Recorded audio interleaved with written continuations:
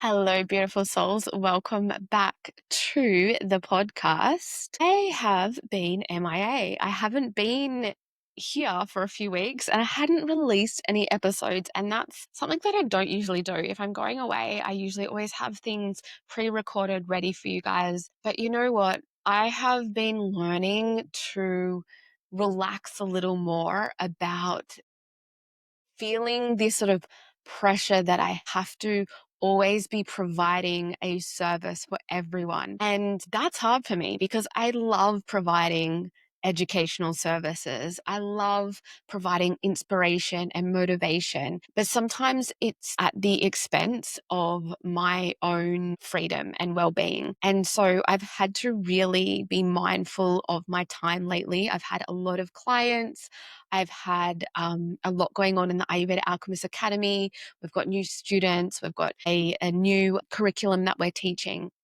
And these are my beautiful paid containers. And so my priority has to go there. My energy has to go there. And I really love being in those spaces and giving my all. And so when it comes to my podcast, my social media, those type of things where I am providing a lot of educational and valuable content, I always sort of felt the pressure that I just had to keep it constant, keep it going. And I want to do that, but I have to prioritize my students, my clients, and myself, because at the end of the day, the podcast, the socials, that's not paid media.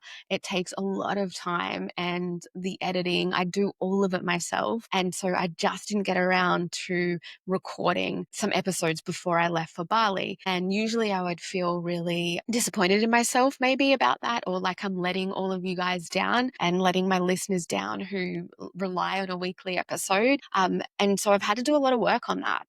I've had to do work on releasing and allowing myself just to sometimes go with the flow a little more and really prioritize my time without burning myself out in the process, because I've been there way too many times. And I did feel a little bit like that before I left for Bali. And so I was like, you know what? I'm not going to record. I don't have the time. I'm not going to jam it in. I'm going to wait until I come home. And I'm glad I did, because I feel like I've got a really beautiful episode for you. And it's a little personal. It's, it's something that has really transformed my life. And I know that it can transform yours as well. And that is some lessons that I have learned, some things I've taken away from my recent trip to Bali. Now, I have been to Bali many, many times. And every single time I go, something shifts. Honestly, something shifts within me. Like every time I come home with new realizations, deeper clarity, a deeper sense of who I actually am and where I'm at in this moment in my life. It has this incredible way of opening you up and stripping away all of the noise and the story and the person you've been performing as, and showing you very gently. Sometimes not. I've had some ungentle ways of it showing me, but generally it's pretty gentle. It shows you who you actually are underneath all of that. So today I really wanted to share my experience with you and about what Bali does in this spiritual, energetically sense, and why I think every woman should experience this at least once. And then I want to tell you about how you can do this for yourself, because I genuinely believe that it can change your life. So stay with me. I'm going to preface this episode by saying, we know, me, you, whoever's listening, that the world right now is loud. It is chaotic. There's so much happening politically, globally, socially. There's just this constant hum of urgency and heaviness. And most of us are living inside that noise 24 hours a day. We wake up to it. We check our phones and it's there. We scroll through it. We go to bed thinking about it. Our nervous systems are in a constant state of low-grade alert. And then, like myself, you step outside of that. You go somewhere where all of that noise becomes irrelevant. For me, that place was Bali. The moment you step off the plane, something shifts. The energy of Bali is so deeply rooted in presence, in spirituality, in connection to something greater than the news cycle, that it naturally pulls you out of your anxious headspace. For me, one of the greatest gifts of Bali is what I call a mental rest. It's not just a holiday when you're lying on the beach and avoiding all of your problems. It's an actual reset of your nervous system. Your mind gets to stop fighting and being consumed with all of those ruminating thoughts. Your body gets to remember what it feels like to not be in survival mode. And when your nervous system finally settles, your mind finally rests. Something else also becomes possible. And that is you gain clarity, self-awareness, the ability to actually hear yourself think. And that is where the real work begins. One of the things that I have learned from going to Bali again and again, I've been almost 20 times. And the one thing that I really have learned is this, that you can't know yourself if you're constantly in reaction mode. You can't find clarity when you're drowning in the demands of your life, your work, your family, your responsibilities. But when you step away, when you give yourself permission to just be, that's when you start to see yourself clearly. And I know that everyone listening to this is not going to be able to get themselves to Bali in the near future. I understand that the majority of you won't. And some of you are like, well, that's all great. Well, that's great for you, Harmony. But I can't just pack my stuff and go to Bali. And that's so fine. I'm just sharing my experience, but that doesn't need to stop you either, because you have access to some source of nature, because this is where the beauty and the presence of nature intertwines with your soul to help you meet the clarity within. And if you don't have nature on your doorstep, find a way of getting to the closest park or the closest beach, the closest mountain, whatever it is where you can ground yourself and immerse yourself and find the stillness and the silence there. For me, this happens time and time again when I do get myself out in nature here, but specifically when I get myself to Bali. I've had realizations about who I actually am versus who I thought I was supposed to be. I've gotten clear on what matters to me and what I've been wasting my energy on, or what I have been prioritizing that is at the detriment to my own health and well-being. I've reconnected to parts of myself that were getting lost in the noise. And every single time I come to Bali, it's different, because every single time I go, I'm at a different place in my life. And Bali meets me exactly where I am. And that is the real magic of it. It's a place where you can experience yourself without apology. You can sit with your thoughts, you can feel your feelings, and you can ask yourself the big questions.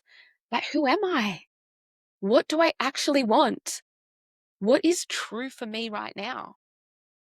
And the beauty is that you can actually hear the answers for once. Now, this time that I went, I had such a profound new experience. And like I said, I have been so many times, but every time I experience some sacred place or something that is very new to me. And this time I climbed Mount Bertura for the very first time. And now this is a volcano. The climb is quite steep. I went with my husband and I went with my son, Cruz, because my other son, Xavier, was not feeling so well. But it was such a beautiful experience. It's one of those experiences that it's hard to describe until you do it. There was challenging parts, absolutely, but every single step was worth it. And I remember getting to the rim of the mountain and looking down at the steam rising from inside the crater. It was absolutely beautiful. And we walked down these little paths and we actually put our hand in the steam. We could feel this natural heat coming from the crater of this beautiful, stunning mountain. And we walked around the top, around the edge, and just the view from every aspect was beauty. It was just absolutely beautiful. And all around me, there was these joyful monkeys playing completely at home in this wild and sacred space. And I'm standing there thinking, this is real. This is ancient. This is alive. And it is just so, so magical. There is absolute stunning beauty and magic around us, but we're always being pulled to the chaos, the negativity, the darkness. But there is so much more light and there is so much more beauty when you look for it. But what really stopped me in my tracks was all of these offerings. Along the mountain, the local Balinese people had placed these beautiful offerings, those woven little green baskets with incense and flowers and fruit and rice. These little acts of devotion were placed with such care and reverence. And I realized something in that moment. For the Balinese people, spirituality is not separate from life. It's not something you do on a Sunday morning or after work when you go to a yoga class or just when you're on retreat. It's woven into everything. It's how they walk through the world. And honestly, one of the best things you can do for your soul is to get out into nature. I'm really passionate about this. Go for a hike this weekend. Plan to move your body in a really beautiful, natural, freeing way. Go swim in the ocean. Go find a creek or something that you can go to. If you live in a city, find some bare earth where you can feel it beneath your feet. And just breathe in the air and remember that you are alive and connected to something much bigger than your to-do list, something much bigger than what the external world is constantly telling you on your news feed. And this is exactly what Bali does. It reminds you. It reminds you of your truth. Bali is a Hindu island, and the spiritual devotion is visible everywhere, in the temples, in the way people greet each other, swasti, in the rituals, the ceremonies that happen constantly, in the offerings placed with intention on every corner, every street, you see them. There's this palpable energy in Bali of reverence, of presence, of honoring the sacred in the everyday. And whether you're spiritual in a traditional sense or not, you feel it. You can't help but feel it. What happens when you're in that energy is that it naturally pulls you towards your own spirituality, whatever that means for you. And once you're open, once you've felt that connection, you can't unknow it. You carry it with you. And that is what I really want for you. And so here's what I'm doing in June to help you access that. I am bringing an ISL breathwork and meditation retreat to Bali, and I want you to be there. It's not just a holiday. This is a deeply curated experience designed to open you up, ground you, and connect to yourself and Bali's spiritual energy in a real and lasting way. You'll be doing daily breath work sessions. We'll be sitting in or laying in meditation. We'll be moving through practices rooted in Ayurveda and ancient wisdom in one of the most spiritually potent places on earth. And here's what's important. You get to choose your own adventure. If you want the full dive, you can come and become a certified ISL breathwork practitioner. You'll learn techniques, all of the Vedic breathwork techniques. You'll get certified. You'll come home with a skill that you can use in your own practice, personal practice, or you can share it with others and guide others through a practice. Or if you're like, this sounds magical, but hey, I don't really want to become a practitioner of Vedic breathwork, then you can just come and experience the retreat. You'll still do the breathwork, the meditation, the educational sessions that are going to really empower you.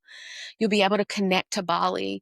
You will have a lot of time with the other retreat guests, beautiful, like-minded women. And you don't need to do the certification part. You just need to show up, open yourself up, and let Bali and the practices do the work for you. Either way, you'll leave different, you'll leave clearer, and you'll leave knowing yourself better. I can promise you that. So if you have been thinking the world is loud right now, you're not wrong. And you deserve to step away from the noise. You deserve to experience yourself clearly. You deserve to stand on sacred ground and remember who you actually are. Bali is waiting for you. The mountains, Ubud, where we're going to be, is waiting for you. The practices is waiting for you to show up. You just have to work out how to get yourself there and make it a priority. So if this is calling you, if something in you is saying, yeah, I absolutely need this, then head to the show notes and I will have all of the details there for you. I would absolutely love for you to join us. So this is your invitation to come home to yourself, but also to come to Bali with me. Until next time, take care of yourself because you are so worth it. Namaste.